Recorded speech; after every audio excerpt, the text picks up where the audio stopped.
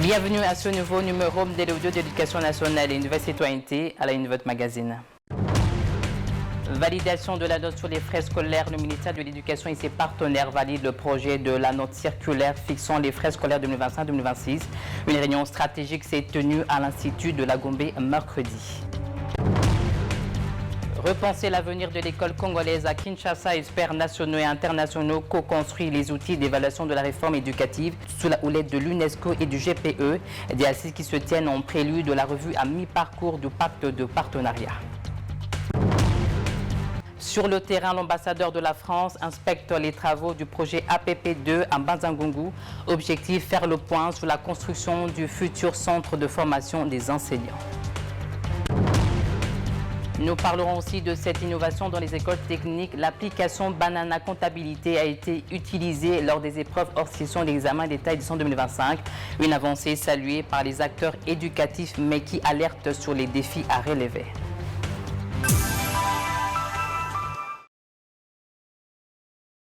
Heureuse de vous retrouver. Débutons par cet atelier sur les frais scolaires réunis mercredi à l'Institut de la Gombe 2. Les experts du ministère de l'Éducation nationale et de la citoyenneté et leurs partenaires ont validé le projet de la note circulaire sur les frais scolaires pour l'année 2025-2026. Une étape décisive pour encadrer les dépenses liées à la scolarité. Regardez.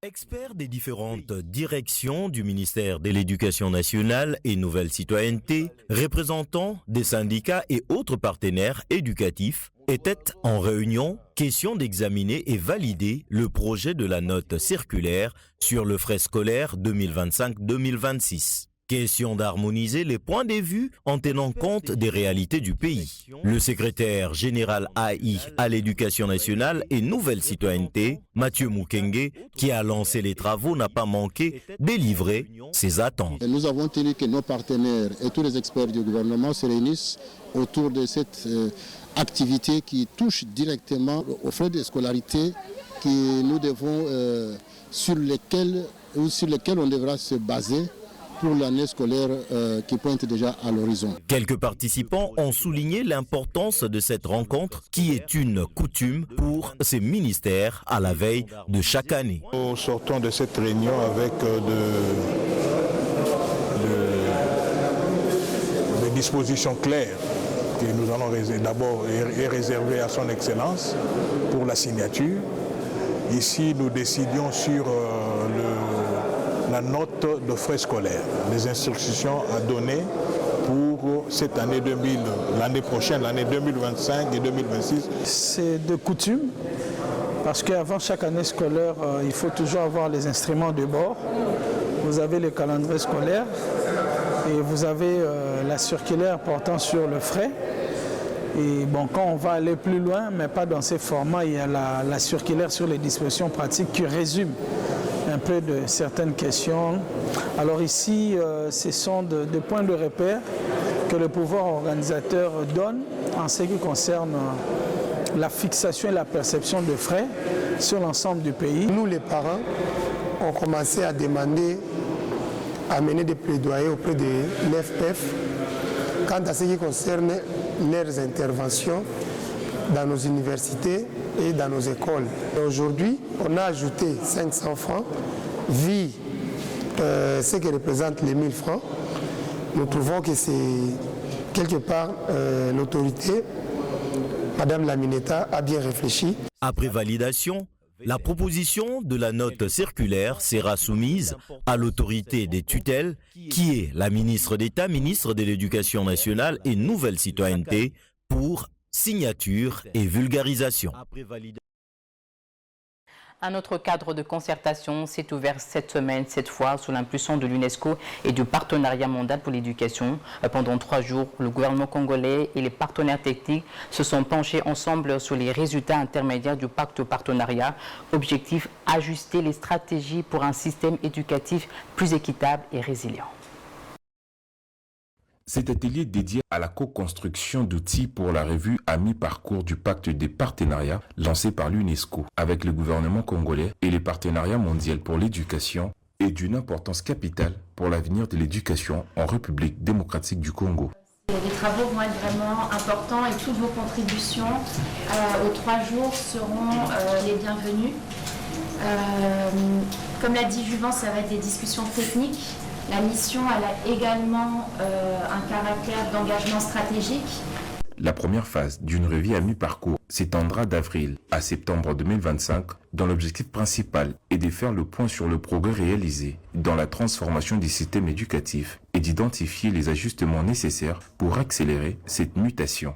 La mobilisation des participants pendant ces assises vise à produire des outils essentiels à cette analyse. Il s'agit notamment de la matrice des suivis des facteurs favorables, du cadre des résultats du pacte, ou encore du cadre de suivi des objectifs d'égalité des genres. Des thématiques cruciales comme l'éducation en situation d'urgence et la politique de l'alimentation scolaire sont également à l'ordre du jour. L'atelier réunit une équipe technique nationale composée de plusieurs experts. Leur travail collaboratif est essentiel pour garantir que les documents produits reflètent une approche inclusive et représentative de toutes les parties prenantes du secteur de l'éducation. Le résultat de ces 3 jours de travail seront déterminants pour affiner les stratégies et, à terme, garantir l'atteinte des objectifs fixés pour un système éducatif congolais plus fort et plus équitable. Toujours dans cette même dynamique de réforme, la petite enfance est désormais au cœur des priorités. Un atelier national inédit est lancé pour moderniser la formation des encadreurs préscolaires. Une initiative clé pour offrir aux enfants un meilleur départ et bâtir les fondations d'un système éducatif durable. L'avenir de l'éducation en République démocratique du Congo se dessine dès la petite enfance. Pour garantir une formation d'excellence à nos futurs éducateurs, un atelier résidentiel de 7 jours se tient à Kinshasa. Objectif, repenser les programmes de formation des enseignants du préscolaire, un pas décisif vers une éducation unifiée et de qualité pour nos tout-petits. Pendant longtemps, 2 filières distinctes, pédagogie maternelle et pédagogie préscolaire, ont coexisté. Une situation source de confusion qui a motivé cette importante initiative de l'inspection générale. Écoutons l'inspecteur général, chef de corps, sur l'importance de cette réforme. L'éducation préscolaire n'est pas simplement un moment de transmission ou de transition vers l'école primaire, c'est une étape cruciale où chaque enfant découvre, explore, expérimente et construit sa personnalité. Ceci n'est possible que si les programmes de leur formation initiale est régulièrement révisité pour l'adapter aux réalités du moment d'une part, et d'autre part, s'il bénéficie d'un suivi pédagogique efficace. L'objectif est désormais de fusionner ces 2 filières pour créer un programme unique, plus solide et adapté aux défis actuels. Le partenariat avec l'UNICEF est déterminant pour la réussite de cette réforme qui vise à harmoniser la formation des formateurs du secondaire à l'université. L'ambition est grande. Organiser à terme une section de pédagogie préscolaire dans chaque chef-lieu de nos 26 provinces. Je commence d'abord par remercier notre partenaire, l'UNICEF, qui ne nous a jamais abandonnés. Il est toujours avec nous et avec nos problèmes, il pense toujours à nos petits-enfants de préscolaire. Il est toujours, et c'est grâce à elle qu'aujourd'hui, nous pouvons tenir cet atelier sur la révisitation de notre programme de secondaire, pédagogie maternelle et pédagogie préscolaire. Cet atelier marque un tournant pour l'éducation en RDC. En évaluant et en consolidant les programmes existants, l'objectif est de présenter un projet de programme national unique, gage d'une pédagogie plus humaine, créative et inclusive. Un investissement majeur pour l'avenir des... Cap maintenant sur le Congo central où plusieurs activités marquent le calendrier éducatif. Le ministère de l'Éducation nationale et Nouvelle Citoyenneté a lancé un atelier de contrôle qualité des guides des humanités pédagogiques rénovés. Un travail piloté par la BIFOR BG avec l'appui du projet efficace de l'UNESCO. Cet atelier réunit des experts issus des directions techniques du ministère ainsi que de chercheurs des universités congolaises avec pour objectif examiner les contenus harmonisés et vérifier la conformité au programme national en vigueur et des engagements internationaux de la RDC dans le domaine de l'éducation et de la formation. Dans son mot d'ouverture, Betty Matondo, coordonnatrice du projet Efficace UNESCO, a rappelé les objectifs de cet atelier. Nous avons lancé l'élaboration des guides dans les 5 domaines de compétences du programme transitoire. Nous avons commencé la première étape et nous l'avons cheminé, qui consistait à élaborer les premiers drafts et avoir une vision de ce qui est attendu par rapport à ces documents-là. Nous avons fait cette première étape et de cette étape, nous sommes sortis avec le premier draft de nos guides des différents domaines, donc des 5 domaines, avec quelques inscriptions sur les sous-domaines. Alors, de ces documents qui sont produits, il faudrait une revue ou un contrôle qualité. Et c'est ça l'objectif de notre rencontre de ces 5 jours ici à Mbanza-Ngungu. Le guide en élaboration pour les humanités pédagogiques rénovées regroupe 5 domaines suivants: enseignement, apprentissage, domaine des langues, domaine des sciences, domaine de l'univers social et environnement et le domaine des développements personnels et arts. En appuyant cette initiative, le projet Efficace UNESCO se prépare ainsi à mettre à la disposition des écoles tous les outils pédagogiques nécessaires en vue du lancement dès la prochaine rentrée scolaire 2025-2026 de l'expérimentation des humanités pédagogiques rénovées à travers les provinces éducationnelles ciblées. Cette activité s'inscrit pleinement dans la politique éducative impulsée par la ministre d'État, ministre de l'Éducation nationale et Nouvelle Citoyenneté, Raissa Malou, qui fait de l'amélioration de la qualité des apprentissages une priorité stratégique pour le système éducatif congolais. Dans la même région, l'ambassadeur de France, Rémi Maréchaux, s'est rendu sur le site de la future école de formation des enseignants du projet APP-EP2. Cette descente surprise s'inscrit dans le cadre du soutien de l'Agence française de développement AFD à l'éducation en RD Congo. Regardez.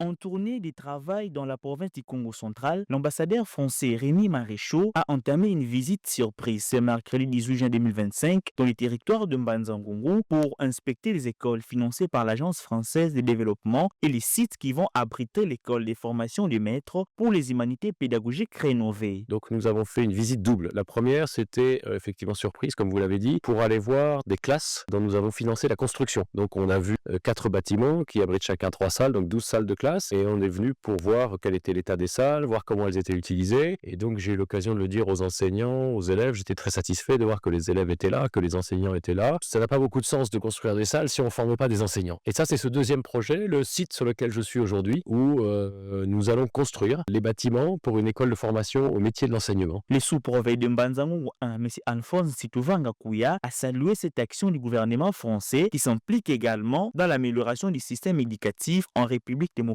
du Congo. C'était pour moi une joie parce qu'ils devaient voir la France a financé, mais s'ils ne l'ont jamais vu, ce n'est pas bon. Et aujourd'hui, ils ont vu les bâtiments construits avec le projet APEP2, c'est bon. Maintenant, il faut construire une école qui va former les maîtres. Donc, nous sommes très contents.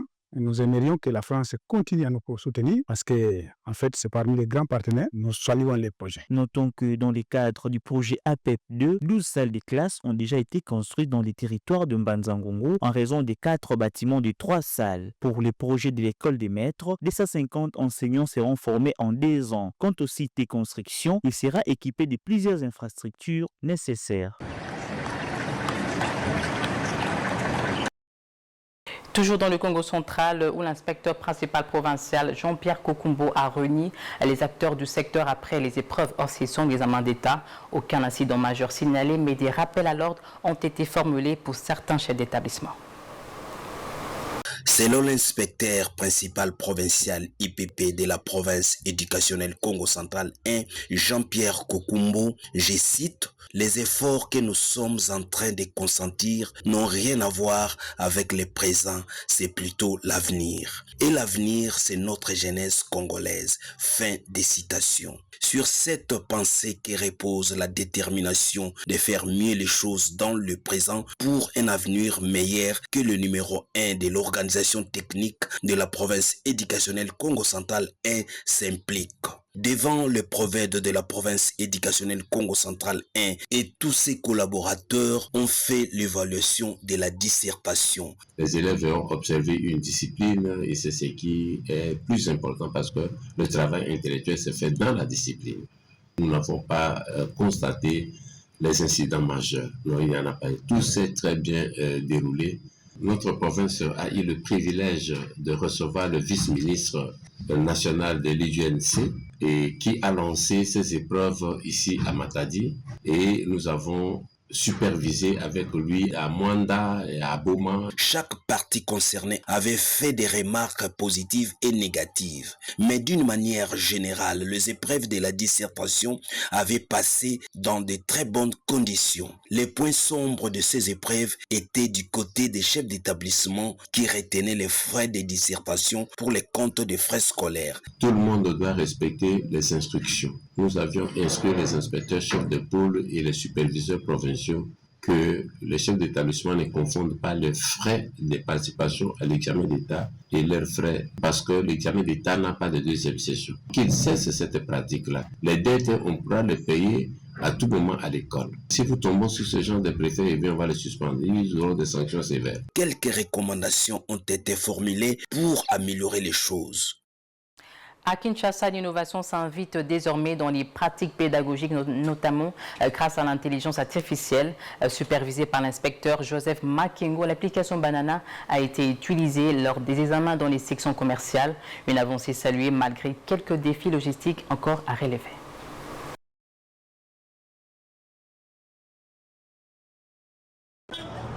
Dans le cadre de la supervision des épreuves pratiques de l'examen d'État 2024-2025, une mission conduite par l'inspecteur principal Joseph Makengo s'était déployée dans les établissements techniques de Kinshasa, notamment dans les sous-divisions de Moamba et Funa. Les difficultés, surtout pour l'acquisition de ces matériels que vous voyez ici, des machines, il n'y a pas seulement des machines, il y a aussi les imprimantes, les projecteurs, microprojecteurs, il y a aussi l'Internet, nous avons même les Wi-Fi pour que les enfants puissent faire leurs recherches. Cette année, l'introduction du logiciel Banana Comptabilité a encore retenu l'attention des options commerciales et de gestion. Un outil numérique qui place les élèves en immersion dans les conditions proches du monde professionnel. Alors, il y a eu une adéquation entre la formation et l'emploi. C'est pour cette raison qu'on avait initié cette formation. Et pour atteindre l'objectif, on a mis en place une pédagogie d'intégration selon l'approche par compétence. Au complexe scolaire Listonac Mobokoli et à Saint-Joseph de Kineo, les superviseurs ont relevé un réel engouement chez les élèves, mais aussi quelques défis d'adaptation, notamment liés à l'accès au matériel et à la formation préalable. Oui, c'est ça. Parce que nous n'avons pas commencé à apprendre ça cette année, mais on a commencé depuis l'année passée. Donc depuis le début de la 5e, on a commencé à apprendre le banana. Et voilà pourquoi quand nous sommes arrivés en 6e, c'était juste une répétition, c'était très facile. Cette initiative marque un tournant vers la digitalisation de l'enseignement technique en RDC, une avancée qu'il faudra consolider pour le rendre accessible à tous. Parlons maintenant d'éducation à la paix avec une initiative portée par la société civile. La Ligue internationale des femmes pour la paix et la liberté a terminé sa tournée de sensibilisation à l'éducation à la paix à l'Institut Lisala à Kasavubu. Une dernière étape symbolique pour promouvoir la culture pacifique en milieu scolaire. L'Institut Lisala, situé dans la commune de Kasavubu, a marqué la dernière étape de cette sensibilisation à l'éducation à la culture de la paix. Je tiens d'abord à remercier Wilf pour cette initiative qui est une grande initiative. Ça ne se fait pas dans beaucoup d'organisations. Et aujourd'hui, réunir dans une salle, parler de la paix, ça ne se fait pas très beaucoup dans plusieurs écoles, dans plusieurs pays. Mais avec WILF, on a pu faire cet atelier dont les élèves sont sortis avec beaucoup de connaissances par rapport à la paix. WILF RDC s'est dit satisfait de résultats obtenus sur terrain et exprime le souhait que ces élèves sensibilisés deviennent de futurs lauréats de prix Nobel de la paix, à l'image du docteur Denis Mukwege, prix Nobel de la paix 2018. Parce que ça va faire 4 éditions que nous travaillons avec ces écoles-là et à chaque fois que nous revenons, les enfants nous reconnaissent avec cette thématique de la paix. Mais notre plaisir serait que les enfants puissent vivre cela au-delà même du projet. Même si nous ne revenons plus, mais il faudrait que les enfants puissent intérioriser cela, que la paix elle est importante et elle est fondamentale pour la vie humaine. Cette 4e édition du projet Éducation à la culture de la paix entamée par la Ligue internationale des femmes pour la paix et la liberté à travers plusieurs établissements scolaires dans la ville a débuté au complexe scolaire Notre-Dame de Bon Secours à Mongafula, puis s'est poursuivi à l'Institut Motei de Lemba pour s'éclôturer à l'Institut Lisala à Kasavubu. Au cours de ces sessions, les élèves ont été édifiés sur diverses thématiques essentielles liées à la paix, le prix Nobel de la paix ainsi que les symboles de la paix. Excellence et mathématiques à l'honneur, le complexe scolaire Saint-André a accueilli la cérémonie de remise des prix du concours culture et mathématiques organisé par l'ONG Génie-Culture. Des élèves de 3 provinces éducationnelles ont été primés pour leur performance. 1 million de francs pour vous. C'est dans une ambiance à la fois festive et studieuse que le complexe scolaire Saint-André à Moamba a accueilli la remise des prix du concours culture et mathématiques, une initiative portée par l'ONG Génie-Culture qui veut stimuler l'excellence scolaire par des outils innovants. Les meilleurs des élèves de province éducationnelle du Moamba, Puna et Lukunga, se sont distingués parmi certaines des participants. Je suis très content aujourd'hui d'être entouré de ces enfants. Ils étaient nombreux parce que déjà au niveau de la présélection, ils étaient au nombre de 27 000 élèves, 13 000 au niveau de la mathématique, génie mathématique, les élèves de 8e, de 7e et 8e. Et 14 000, c'était les élèves de Zimanité, de la première jusqu'en 4e de Zimanité. Donc 276 écoles. Donc, et après la finale de toutes les provinces éducationnelles de Kinshasa, et voilà, devant moi et pardon, derrière moi, il y a ces enfants qui ont gagné. Ils sont des lauréats de Kinshasa. Et un mot sur cela, c'est sur tout, c'est encourager ces enfants. À la clé, ordinateur portable, tablette, téléphone iPhone, manuel scolaire et une enveloppe d'1 million de francs congolais. Des récompenses concrètes pour encourager les efforts fournis. Et beaucoup ont pu dire, ah voilà, ce sont des farceurs, et ainsi de suite. Mais nous voyons que les organisateurs ont tenu. Et ont tenu à faire ce qu'ils avaient commencé. Et jusqu'à donner ces prix que tout le monde ne peut pas faire. Et je remercie les organisateurs pour avoir organisé ces concours. Au-delà de gagner ces prix, j'ai aussi acquis des bonnes connaissances qui vont m'aider pour l'avenir. Au-delà de la compétition, l'objectif est clair. Celui de renforcer chez les élèves les compétences en lecture, en compréhension et en raisonnement logique. Pour John Katoussi Songoli, président de l'ONG Génie-Culture, c'est tout un investissement dans l'avenir. Ainsi se renferme ce magazine consacré à l'éducation sous toutes ses facettes. Merci de votre fidélité. Mesdames, Messieurs, excellente suite de programme sur votre chaîne EducTV.